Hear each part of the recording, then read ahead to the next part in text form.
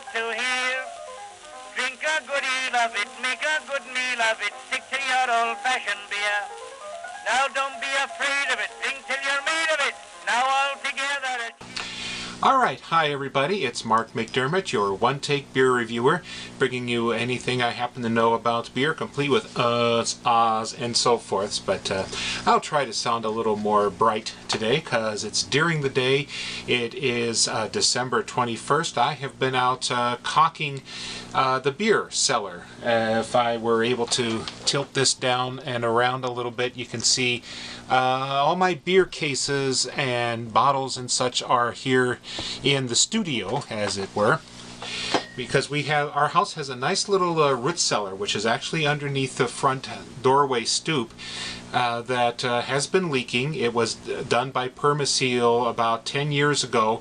They have said they will come back and fix it again under their warranty. So I just needed to get some kills on in the walls and try to get some of that those water stains and other icky looking stuff out of the way before they put a plastic sheet in front of it. So it was a day to caulk up a lot of cracks and try to help keep some cold air from coming in. And to go along with that, we have been sent, pardon my ducking out of sight, a Newcastle Winter IPA. It's from the Scottish Newcastle, now owned by Heineken in England, brewed in Tadcaster, England, instead of Newcastle these days. But it was sent to us by their promotions people here in the United States. It is being introduced in America.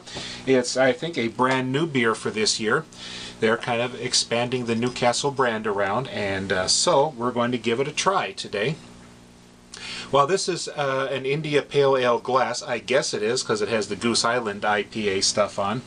And we've been talking about glassware in some other forums, that the preference would be for a stemmed beer glass that would help keep your hand from warming it up, and the curves will help hold in the aromas of this. And since this is a British IPA as opposed to the very hoppy American pale ales, we shouldn't expect a lot of the high-end citrus hops to dominate. Historically, the style was just a slightly more hopped, and with English hops, and with slightly more alcohol, so it would survive the trip to India, of course. So now, what makes it a winter IPA, I don't know. They are claiming, talking more about their malts on the label. So here we have a nice little pour. Pours up a nice big head, and the color is just a little bit of a darker amber, almost brownish.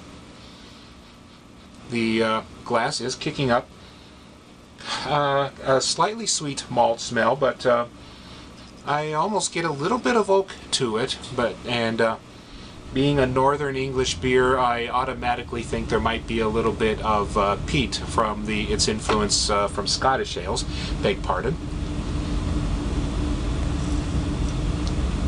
Not, as I said, not too much hop to it, as opposed to the American pale ale style, where they will just pile in the very noisy, citrusy American style hops. This does have a larger English hop profile.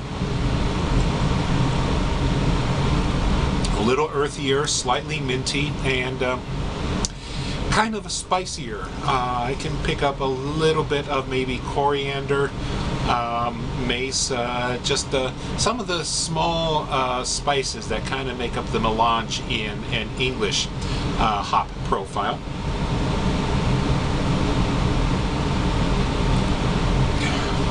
But it does show its background as an English bitter, a nice warm ferment that has just a little bit of fruity ester to it.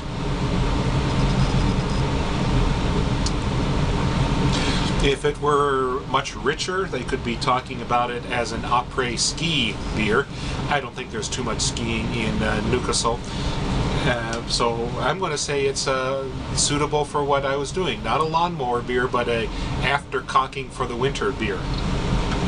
Not very rich or thick. It's still got a nice medium to light mouthfeel, so you can kind of, it's again, being an English beer, it tends to want to be sessionable.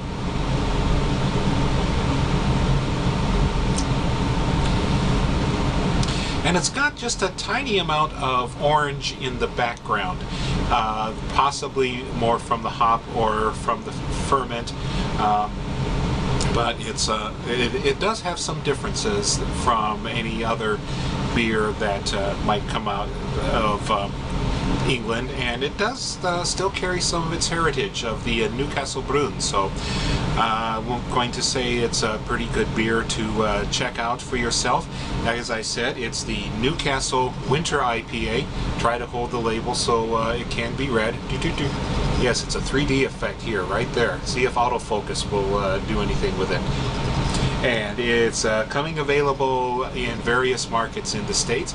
Well worth picking up as a beer to pass around, even for Christmas. I'm getting a little spicy note that might make it a nice accompaniment to Christmas meat or even after dessert. Make a good meal of it, make a good meal of it, stick to your old-fashioned beer.